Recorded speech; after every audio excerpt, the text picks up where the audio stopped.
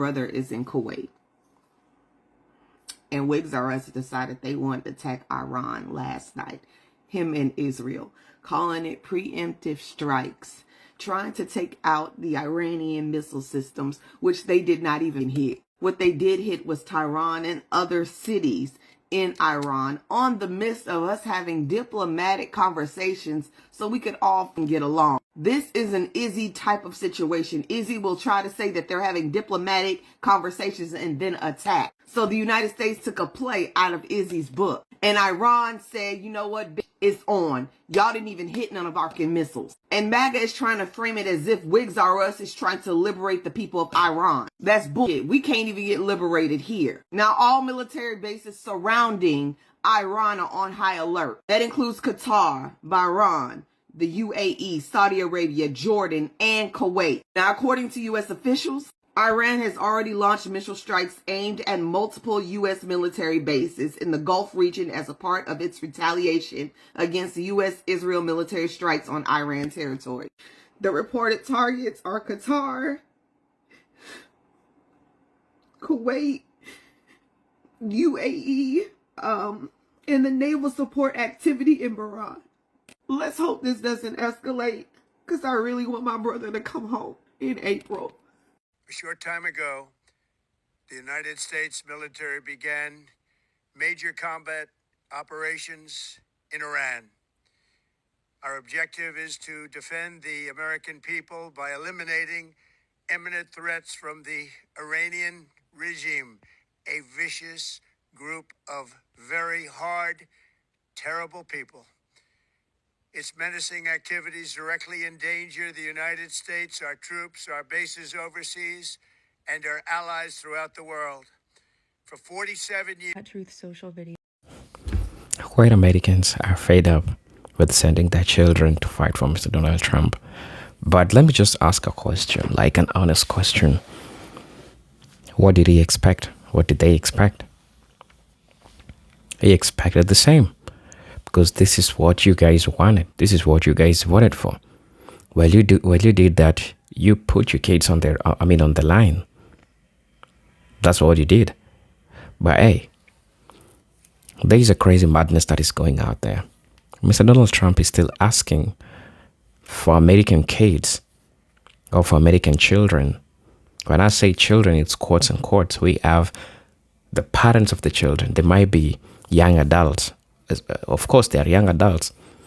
19 years, 20 years, 25 years, 30 years, still young adults. But to their parents, they're still children, right? So the elderly are calling out Mr. Donald Trump for using their kids, during the wars that they don't like, the wars that they don't support. It's true, they don't like it. They don't support it. But that's what they chose. The moment they decided to vote for Mr. Donald Trump, that's what they chose. And there was a clear line. And there were signs. Remember, nature has always ways of showing you that something is bad before it happening. It's that sometimes we human beings, we don't pay attention. But yes, majority of the time, for example, in my case, majority of the time something bad has ever happened to me. When I try to sit down and look back, I do see like there are some warnings. Some things had to happen in a given way, but I didn't pay attention to it. And I think this is just same with all these white people that are coming out, opening their cameras and saying out their sorry. But right now, look whose blood is paying. It's the blood of the American children. It is a fight of the rich. That's what you want to know. And that's what you have to know. It's a fight of the rich because Mr. Donald Trump and his corporate group, they have ways of making this happen. There are some allegations that these are all just theatrics to make people forget about the Epstein files and the Epstein case, because we still have a lot of things that are yet to come. There are certain allegations that are coming out. But I mean, I don't know the truthfulness of this. It could be, maybe, but hey, this is what Americans are saying, and they are mad, mad, mad. saying that Mr. Donald Trump should himself go to the war and not their kids. Brothers and sisters, I'm gonna let you watch this video and then I'll be back. I'll be sharing my thoughts in regards to this. If you're with me for the first time, I'm your host and presenter, Eugene Doki Stories, and thank you for always tuning in, and I'm grateful for the support that some of you gave me. Which was posted somewhere around the 2:30 a.m. East Coast hour today, February 28th, 2026, is about 8 minutes long. And I only made it as far as that clip that I just showed you. Because the minute that Donald Trump said that he did this to protect the American people, I knew everything after that was going to be a lie. Donald Trump does not care if the American people live or die. And he doesn't care because in 2020, the American people as a collective fired him. We did not re-elect him. And for a narcissist / sociopath / whatever else he might be, that is unforgivable. And he will burn the earth to the ground in order to get his revenge and watch us suffer. By walking hand in hand with Netanyahu of Israel, a wanted criminal, wanted by the ICC, and choosing to engage in a joint strike in Iran, we know that he has put the American people in not just grave danger, but imminent danger. Because Iran has already confirmed that if the Americans were to strike, if the US teamed up with anyone and struck, that they would retaliate. And they would retaliate by attacking bases all over abroad, anywhere that their missiles and other capabilities have reached to. They also confirmed that within the United States, they would activate sleeper cells. There will be terrorist attacks in the United States, and they will happen soon. And they will happen in large areas, and many, many people will die and or be injured and or be traumatized. And that's just the way that Donald Trump wants it, because he knows that by striking Iran, he has activated all of that danger for the American people. It is evident, especially in the State of the Union address, which was given this week, that Donald Trump finds violence to be pornographic, arousing. He gets off on it. Just listen to the many different ways he talked about young, beautiful women in that speech, and then detailed each and every bloody, gory detail of their murder and death in front of their families, re-traumatizing them, while he practically had a grin on his face. That's who Donald Trump is, and I'm certain, if he's awake, he's sitting in front of a TV watching these strikes happen in Iran, laughing, feeling good about himself. And when retaliation comes for the American people, either abroad or at home, he will do the same. Because Donald Trump does not care if the American people live or die. Okay, so here we go. Same war, different day. This is not our war. This is friggin' Netanyahu and Iran's war. That's what it is. But we're in it because Trump has to deal with this hole over here, Netanyahu, who should be friggin' in jail or for war crimes, okay? So should Trump, okay? Now, this is what's going to happen. It's going to go on, and Iran is not going to fuck around. And we're going to lose soldiers, American soldiers, mothers. Start saying your prayers now. God, forgive me, but that's what's going to happen. And Iran is going to start blowing the shit out of stuff in America, all right? They did it before. Let's not fuck around here, people. And this Netanyahu, what is he going to do? What is he going to do? I hope they blow him apart, okay? I really do. I'm sick of the shit. I'm sick of everything. Trump should be out of the goddamn office, all right? And but now look, we want to work on something right now, all of us, okay? So I want you to join with me. I'll do it with you, okay? I want you to say what I say. Give me an F. F. Give me a U. U. Give me a C. C. Give me a K. K. Give me a Y. Y. Give me a O. O. Give me a U. U. What's that spell? U. What's that spell? U. Well, come on, all you big old men. Donald Trump needs your help again. Got himself in a terrible jam. Way down around the end. Iran. Put down your books and put up a gun. Gonna have a whole lot of fun. And it's 1, 2, 3. What are we fighting for? Don't ask me, I don't give a damn. Because he's gonna steal Iran. And it's 5, 6, 7. Open up the pearly gates. Well, we ain't got time to wonder why. Whoopee, you all gonna die. Stupid rat bastard. Get the f*** out of here. Look, the truth is there's no predicting oil and gas prices for next week or the week beyond with the Iran war. There's just not. Because we've never seen this before. Iran is not fighting a war with the United States or Israel. Iran is fighting an oil supply disruption war. That's what they are targeting. Exactly what everyone who had any sense thought they would do. They are attacking oil infrastructure throughout the Middle East, oil-producing nations throughout the Middle East. They're shutting down the Strait of Hormuz, or trying to. They've already stopped and disrupted a lot of traffic through there. 20% of the world's oil goes through there. There's still some tankers trying to make it through. They only have to sink one of those bad boys and it's over. They don't have to create a blockade.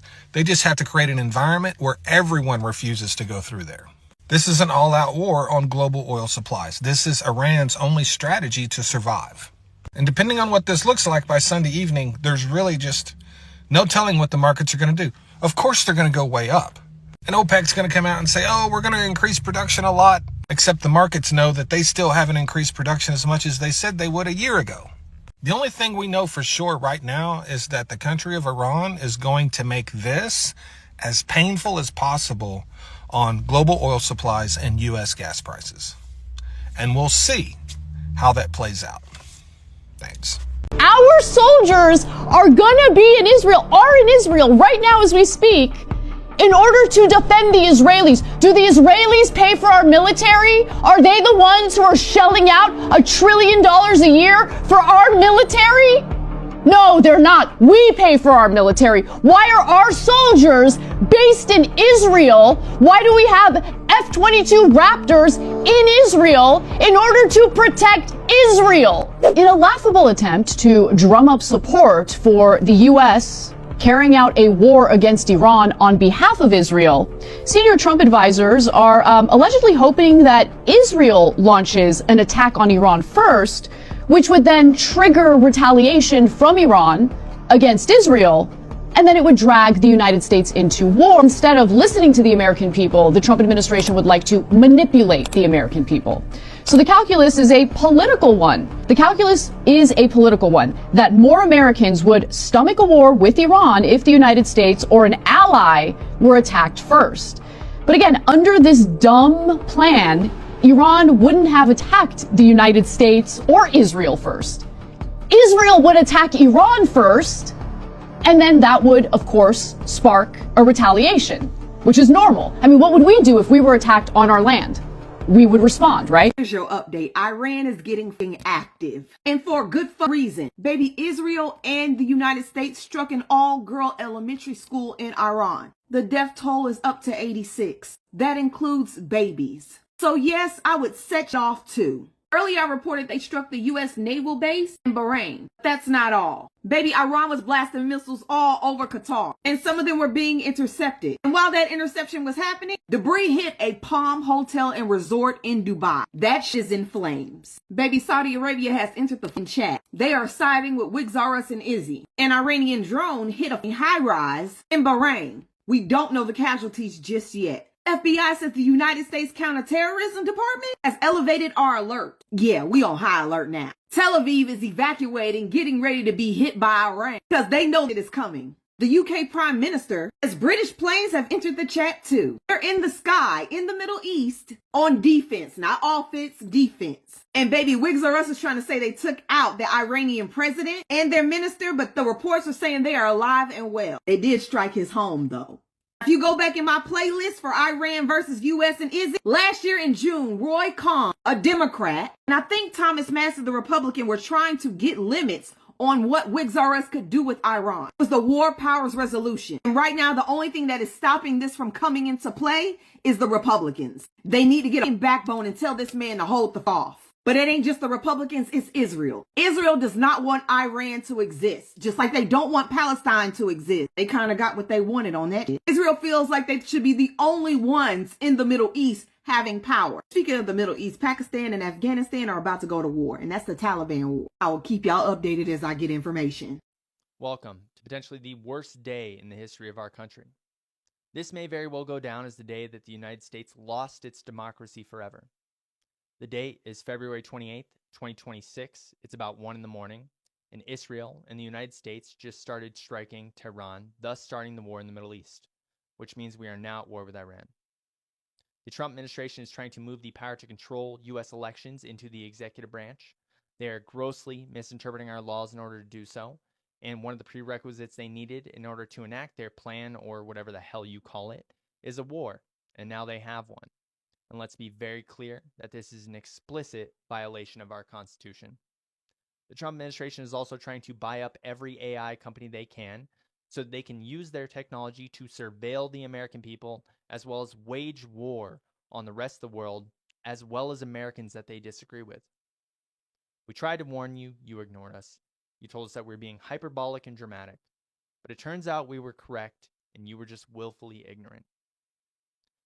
This video is not a goodbye to democracy. It's a hang in there. We'll see you later. Because we're going to fight like hell.